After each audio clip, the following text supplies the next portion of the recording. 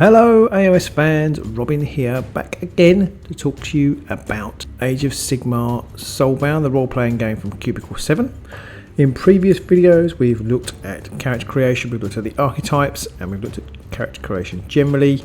And today we're going to look at the aspects of your character that make your character unique, I suppose, to you. The things you're going to pick to really make it your own, and that is the skills and talents.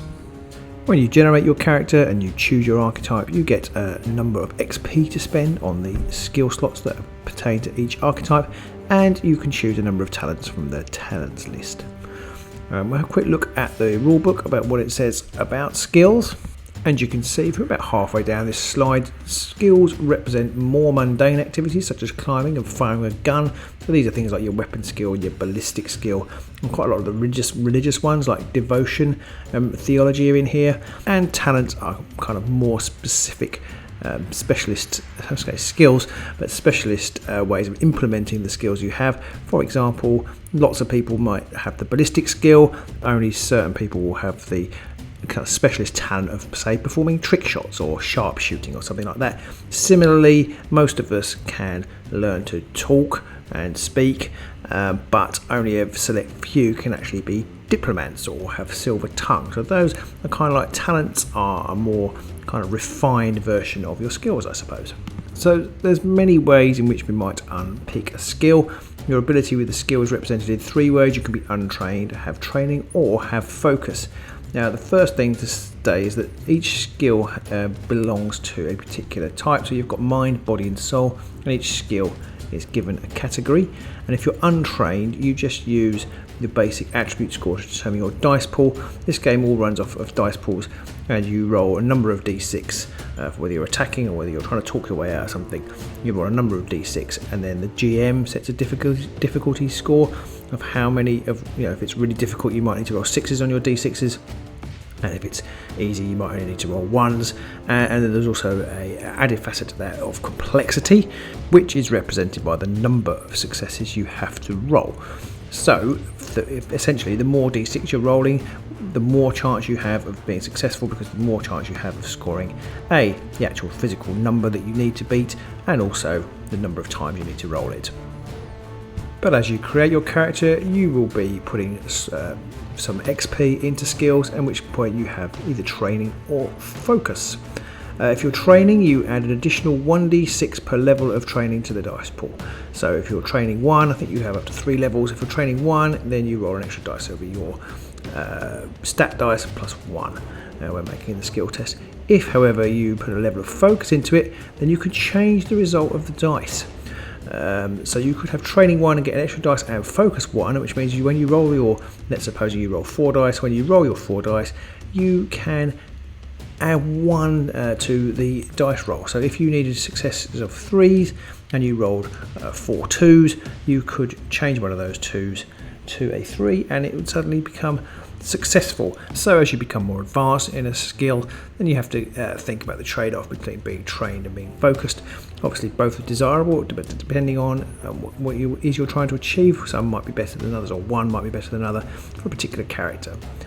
You begin play with training and focus in your archetype's core skill, so that's good. So that's going to be the same across every character for every archetype, by which I mean every branch witch or every Knight of Xeros will have the same core skill and training and focus in it. Using your starting XP, you can then improve your character, choose new skills and choose to focus in them or train in them. XP cost goes up as the more times you train and the more times you focus, and there's a table that shows how the costs rise. XP is not huge in this game, it's like you get 1 or 2 at a time, and things cost sort of up to 3 or 4 XP. So as I said, having training in a skill gives you additional dice, and you can do it up to 3 times. And there's an example here that explains pretty much what I said. You've got a dice pool of 4d6 against a difficulty number of 4, then you have to roll over 4s to get successes, and in this example she gets 2 successes. Focus works in much the same way and represents kind of proper focus in a skill, really training down on that skill, and you can do that up to 3 times. And as I said, it gives +1, it gives an additional bonus. You can change one of the dice rolls, and in the example here you can see that Cassius rolled to hit a Zangor, and got 2, 2, 4 and 5 from the previous example. And here she uses her focus. She's got focus 2, and she can change 2 separate results by 1 each, or a single result by 2. And I think that's quite an uncommon mechanic in kind of Games Workshop games. You can influence the one dice roll twice, giving her 3 successes, so she takes it up to 4. So that's a note worth noting. Focus can be used on either multiple dice rolls or a single dice roll. So let's take a quick look at the character sheet and how skills are represented. You can see here each skill is listed, so there's a finite set of skills as you would expect, and each one is represented with this symbols. You can either add training or focus and cross them off. The talents, it's worth observing, are just a freeform list. Well, what does that mean for our archetypes then? You can of course start to tailor your archetypes to how you want them to play. But in reality, you're not going to end up with massive differences here. You've got your core skill, which is channeling, which is the same for everybody, and then you've got 7 XP on the Incanter, this is. And there are different ways in which you could spend this. I mean, you could be sort of more of a lore type wizard, but you could take arcane and crafting, or you could perhaps go into beast handling, or you could be more martial and have determination and weapon skill, things like that. So you have some flexibility, but then when we maybe look at other archetypes like the Auric Rune Master, their core skill is devotion, which I'll come on to in a minute.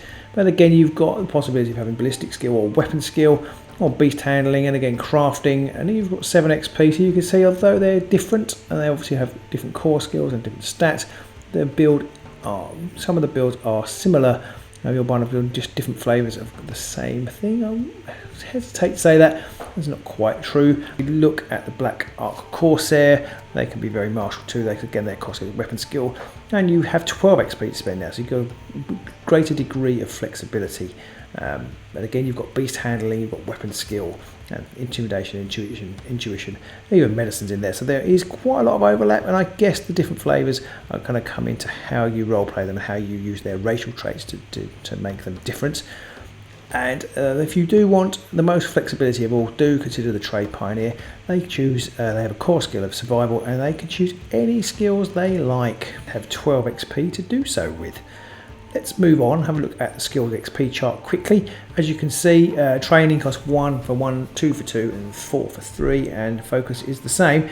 Now, it's not clear, I think it is true, but it's not absolutely completely clear that when you're picking at the beginning, you have to spend multiple XP for your character. I assume you do. It definitely talks about it when you have advanced and you're in adventures and spending your hard-earned XP, and I assume it's exactly the same for the basic XP, and perhaps it does say that somewhere in the rulebook and I've missed it. And I would assume that if you want to have a highly trained or highly focused character from out of the blocks, you would still need to spend the XP to correlate with this chart. Otherwise, it would be possible to game the system from the get-go. So let's have a slightly deeper dive now into the skills. As I said at the top of the video, each skill has a particular stat that it goes with. So ballistic skill here is body, and beast handling is soul. Theology is mind. Now, theology crops up for an awful lot of characters, and it kind of typifies exactly how important religion is to the mortal realms. There's a whole other religious type of skill, which is devotion, which is important for taking the blessed talent, which you'll come on to in a minute, but that feeds into the miracles mechanic, which is really quite interesting. So theology and devotion, I suspect devotion is probably more useful than theology. Well, lots and lots of archetypes can take these particular skills. Some skills, such as Hail of Doom, have prerequisites before you can take them. To take Hail of Doom, you have to have Training 1 or Focus 1 in ballistic skill and a ranged weapon. For Guts, you have to have Training 1 in Fortitude. So as you build your character, you need to decide in which direction you're going to go. Make sure you take the right prerequisites. Some are archetype specific prerequisites. So the Doom Seeker is required for Balazgadum, the Doom Oath. And if you want to be take ancestral memories, you have to be a Kurnoth Hunter. So that is another archetypal restriction. Spellcasting is another talent, It does require that you have training and focus in channeling, although all of the spellcasters do get that. All the spellcasters, their channeling is their core skill, so they come with training and focus straight away, and you have normally studied one of the laws of magic and can shape the arcane energy of realms into powerful spells. The law that you're attached to is dependent on your archetype.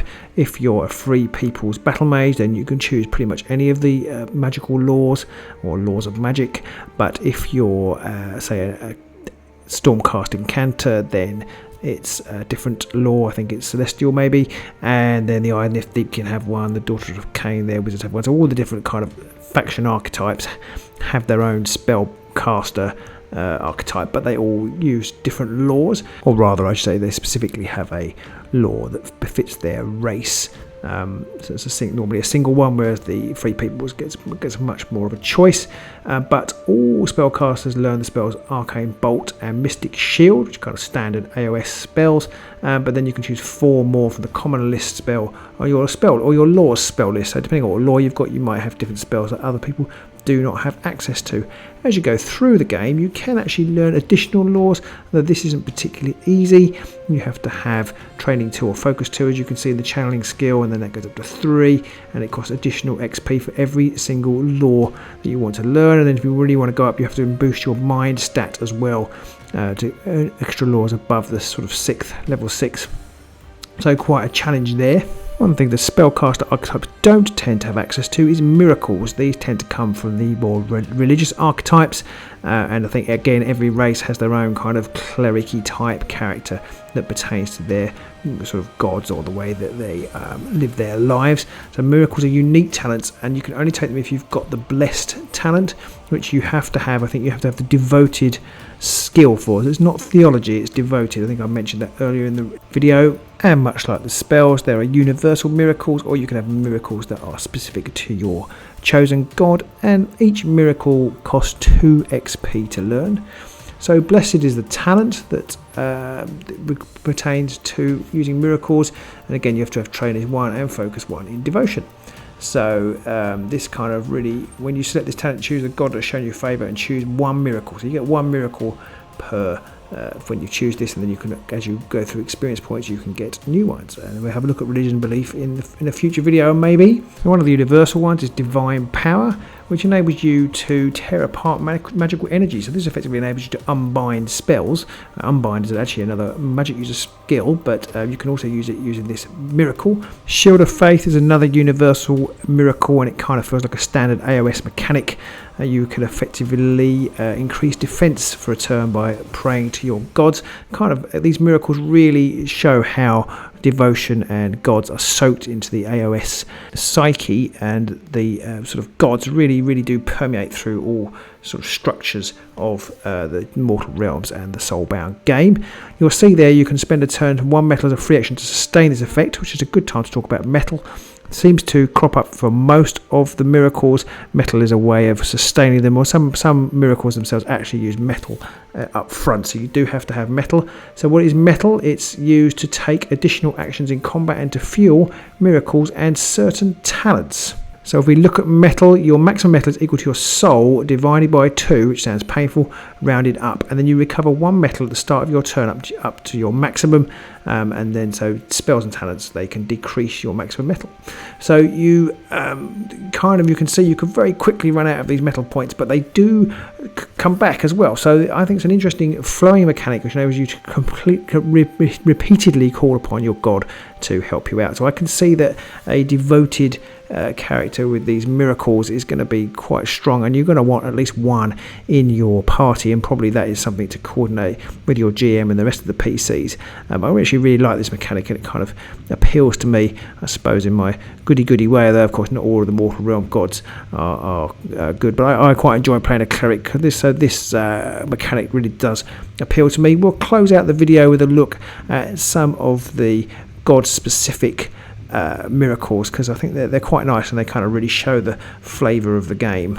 Celestial Strike is a Sigmarite miracle. You raise your weapon to the heavens, calling down celestial power to wreathe it in lightning. First time you deal damage to this weapon in the next minute, the creature becomes stunned until the next start of your next turn. So we haven't looked at timings of things in the game yet in these videos, and so I don't know very much about that. I haven't read that far forward, but we will hopefully that presumably combat is broken down into rounds and minutes and things, so we will see. But there we are. You can do your celestial strike and stun your opponents. Red Mist is a daughter of Cain one.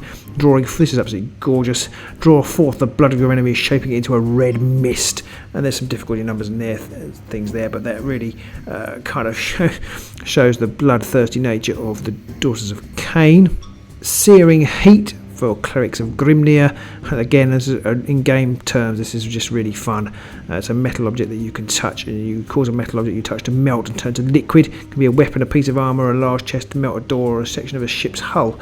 I mean, the idea of heating up somebody's armour is quite delightful. How easy they will be to touch, I'm not sure. And what happens if you heat up a Stormcast Eternal's armour, I'm not sure either. But that's a really fun one for followers of Grimnir. For the Deepkin, we have Favourable Tide, which I rather like too. It's very evocative of the Idoneth Deepkin kind of aesthetic. You can imagine the cloaks of waves and things. A crushing wave of ether seas surrounds you and sweeps you up, bearing you to a new location. Can move you to any point within long range, and you cannot be targeted by attacks during this movement and suffer no effects from environmental traits. So just a really fun and interesting miracle there. And finally, one for Ariel, and I guess the Sylvaneth. There's natural selection. I haven't got the whole text here actually, but basically the Ever Queen grants you a boon. It's sustained. I think you have to spend metal to sustain it, and then you can get various things. So you can actually get wings or claws or an acute sense. You can choose the various ways to do it, which is a really kind of fun, interesting idea, I think. So I really like these miracles, and in some ways we dig deeper into the character progression. We kind of really see how unique this role-playing game is, and how kind of faithful to the mortal realms, and how it really brings the mortal realms to life. In a way, for me, I'm not a big fan of the Black Library novels. In a way, it brings it together to life for me in a more interesting way. I don't know. I think it's the idea of being able to create my own stories and immerse my own character in the lore of the worlds that I'm working in. And I've been quite surprised actually at how interesting, in particular, the miracles are. How sort of deeply evocative they are, and I've said that a couple of times already. But I'm really interested to see how this game progresses. I do hope you're enjoying this content. Do let me know what you'd like to see. I still haven't managed to play a game, although I am now with this new free scenario that's come out, Crash and Burn. Do check that out if you haven't already. I'm hoping to get a little group together to play that online. But that's a way off yet. But I think my next video will be about actually kind of try and take you through the character creation process. I'll try and find an interesting way to show you that, so you can see how we might create a character. What will I create? I don't know. Put down in the comments what you'd be interested to see created. I've got a feeling it could be a cleric of Grimnir. I do rather like the clerical archetype, so perhaps I'll pick a cleric, and we can have a look at some miracles as we go. But then again, some of these spellcasters are quite interesting too, because then you get to look at spells. It's all go in the Soulbound. Can't wait to see where this game goes next, and I do hope you're enjoying this content, and do leave comments below. Do subscribe if you haven't already, and let us know what you'd like to see, and we'll try and make it so. So until our next Soulbound video, we're going to try and do some sort of Warhammer video every Wednesday evening now in the UK time. It was Woofrup last week, it's Soulbound this week, hope probably be Soulbound next week too. It's going to be a little bit dependent on my child care and things like that. These videos take rather longer than you think to produce, mainly because I'm incompetent, but there you go. But until next time, we'll see you soon, and I hope you're enjoying your Soulbound and your Warhammer and whatever it is you're doing. Stay safe, and we'll see you soon. Bye.